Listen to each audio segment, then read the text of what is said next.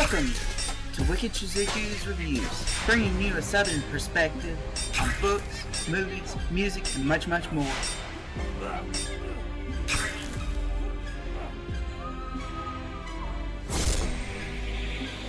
Stick around for a while, you just might hear something wicked.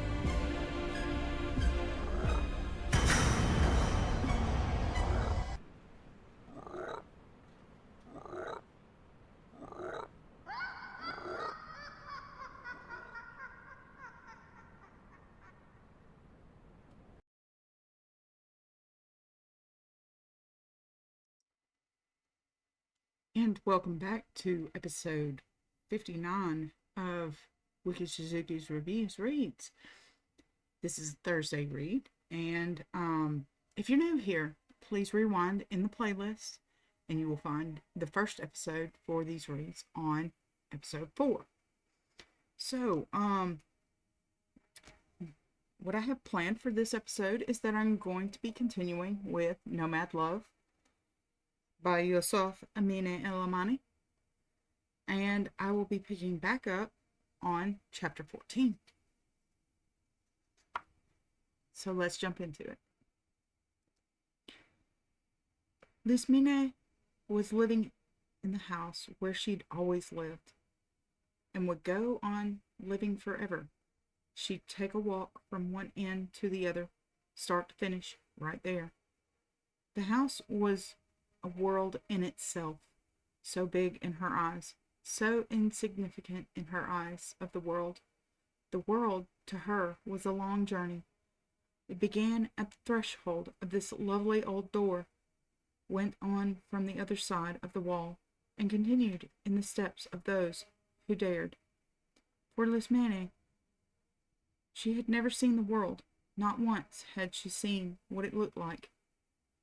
Yet the world kept traveling to her through stories of warriors down from the mountains and gone on the back of the sea to conquer new lands. In the story of the poet king Al-Mu'tamid, deported to the foot of the high Atlas, celebrating Ramika, his affectionate accomplice, mourning Eden, Andalusia, in the hollow of her shoulder, his nostalgia for Seville. Lismine had never seen it, but the world was there, set in those stone columns, carved plants, high ceilings of floored wood, in the distant music that sometimes reached her, and the muffled voice of a song telling what others had seen for her. The world was everywhere, in those objects one had imagined, dreamed, worked, displayed, sold to the highest bidder, one after the other, day after day, this multitude of things gathered from the vast fields of God. Salt from the Taudini, gold from Sudan, rubies, emeralds, fabrics, spices, ivory, ebony, all these things loaded on those reportedly hunchbacked beasts. Have they not been seen transporting the dunes on their backs? Across that land called desert, then oasis, then desert again, when the waters run short, all these objects that have made the journey for her, dispatched along routes only men hold the secret to. A multitude of objects come to meet her, piled in front of her door, hardly visible from the half-open window, an eye cast in quest of the world. Half open to such a degree, one could almost think that it's shut, the window. Strange funnel through which the world's dust flows into her eyes, tangled frame of a map, all those invisible threads leading her to her, fine grains of sand grating under men's feet, 1,000 times trampled, 1,000 times abandoned and deducted from their way, redrawing under her eyes, in a one and only stroke. The detours taken, the places visited, the once conquered lands now lost. The grains of sand didn't shout all this out, didn't even say it. They merely whispered it for those who knew how to listen, for those who wanted to lift the veil, half open the window, but only half open it, and see the eyes of the men, where the world's fragments, inaccessibly but fully visible, come to rest. Who would have guessed one could travel so far just from looking into the eyes of a traveler? Who would have thought that from looking into their eyes one could see through them? For the world was there in those objects waiting in front of her door, lifted off a map, snipped off a globe, separated from the rest of the world and brought in to her at eye level, so that she might get a taste of it too. Open the coffer of thuja wood,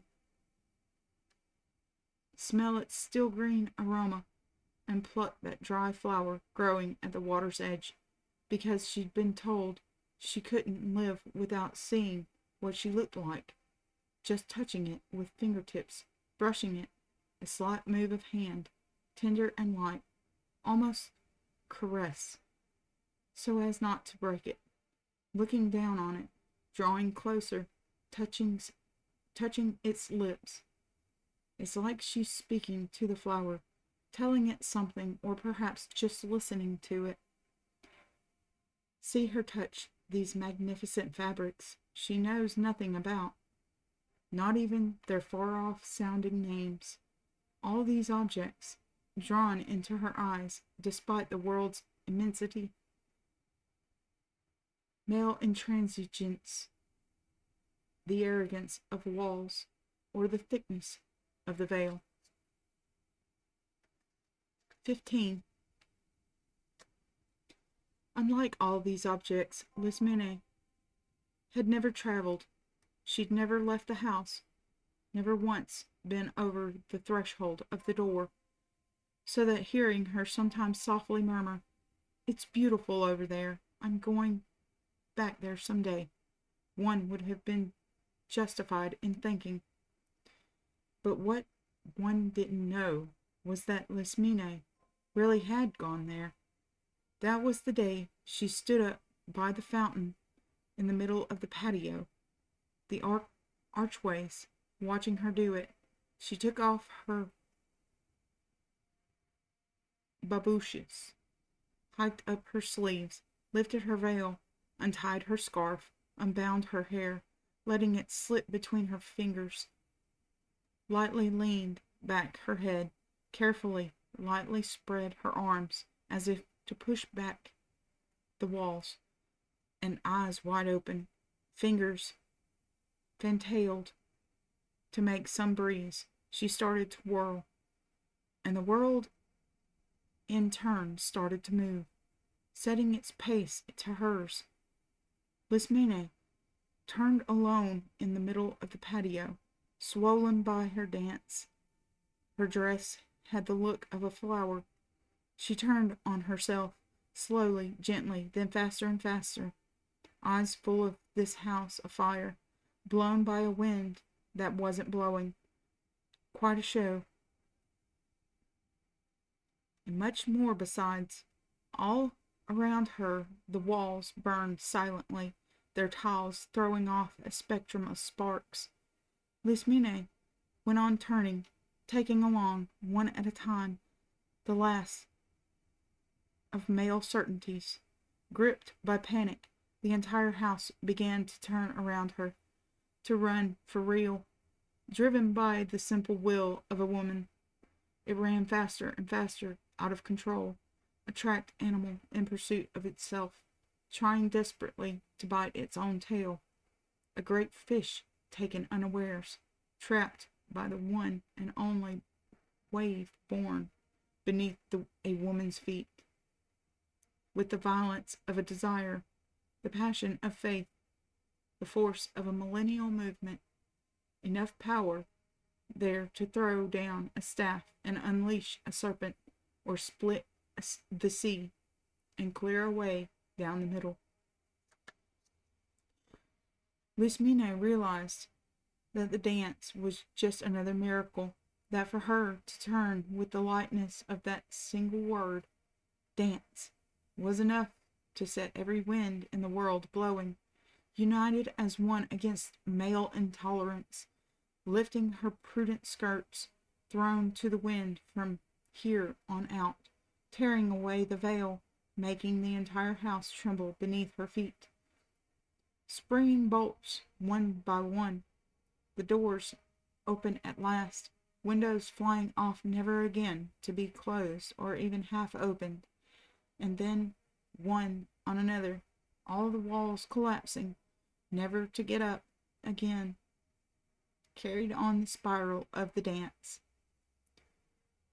She would be able to skim, then touch, then seize them with her eyes, and with the force of a mere look topple them to the ground. She would watch them die under her feet. Everywhere there were mothers or daughters of men. Women, there were walls. And this woman who danced had invented a way through, a way down the middle of all these walls. Still a child, Lismine played at leaving. She lay on her stomach in the middle of the patio, eyes narrowed. She stared at her hand, ground level. She raised it slightly, turning it into an animal, spread her fingers, thus devising it a set of legs. She watched as it detached itself from her arm to move softly towards the tree. An ant, this hand, an insect to be crumpled, smashed underfoot. Little Lismine crept, black shadow on the tiles. She slipped over the flagging, venturing onto the brown earth, skirting the dewdrop that threw back her image, avoiding the sticky, bitter leaves of certain plants, places where her legs would be too fragile, defenseless. Glancing up at the tree, she then proceeded along its trunk and chose a branch, grazing the foot of a bird as she pulled herself onto a leaf. She could stay there for hours, waiting until the falling leaf was ready to set her down. Later, in order to leave, Lismine danced. What she was really doing was turning on herself. She lifted her veil, untied her scarf, let down her hair, lightly leaned back her head, lightly spread her arms. Her eyes open, she turned. But perhaps, if she ever managed to push that door open on the world and see what it looks like, if she'd been able to follow another's footsteps, to go, even run there, stirring up some dust, smelling the earth's scent, stopping to drink from a stranger's hand, tenderly stroking a newborn tree. There on the far side of the wall, to look at herself in the water of a lake, their eyes intertwined, to roll in the grass, pick a wildflower, strip leaves off of a branch, hold snow in her hand, let it bite her fingers, kiss a man's eyes, listen to a sea in a shell, dip her feet in a wave, feel it breathe on her, slide her hand under the blue fabric only a little colder than the rest, plunge her whole head in its frothy lace, suck a piece of seaweed, bite a fish, sink teeth in the still tepid flesh. Maybe if Lismine had been able to do all this, she would not have been there dancing that way. Time passed, and still she was there turning, contemplating the wild flight of the house as she went. It was something to see, this fabulous bird flung at the breakneck speed From the very first step, idle, halting, prudent, hesitant, improbable even, to the one that learns to walk all the way to this wild trajectory, endless procession of marbles, painted wood, cut stone, carved plaster, glazed mosaic, runaway tree, mint, geranium, rose, basil, absinthe, cinnamon, clove, windows, corridors, porticos, canopies, columns, archways, sky-bound, in a turban of clouds, and then once again marbles, woods, stone, to the end of the loop. After all, maybe the world is simply that, a wheel, a carousel where, circuit by circuit, men take their places, in which God finds amusement in turning. The men from around here have clearly found no better way of stopping this wheel, than a house. Walls everywhere, walls, with rooms all opening on an inner court, a few plants, a strange tree that never bears the same fruit, and in the center of everything, a basin filled with water, a little boat continuing to navigate, but motionless, getting nowhere, anchored forever with an aggravating precision, stubborn, headstrong, refusing to ever let go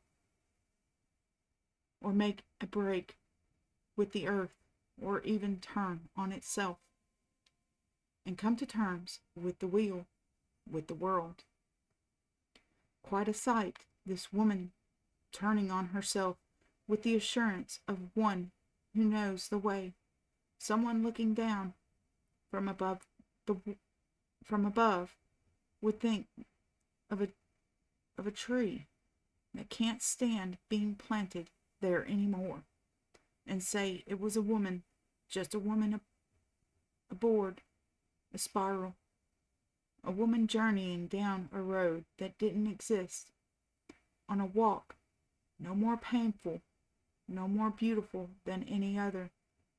Who could say where this dance might lead? Can such a path be imagined? If only she could stop turning that way.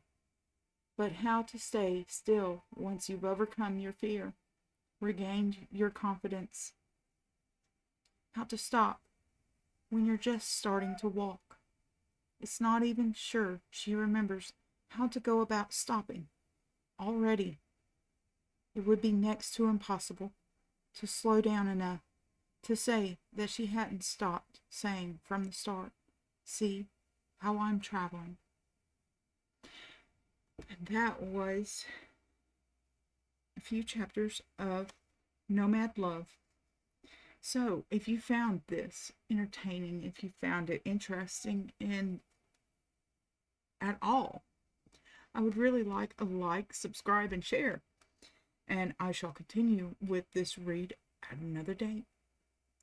So, it is getting dark and we are losing light. And it is time for sleep tonight. I wish you a very good night. Sweet dreams, everyone.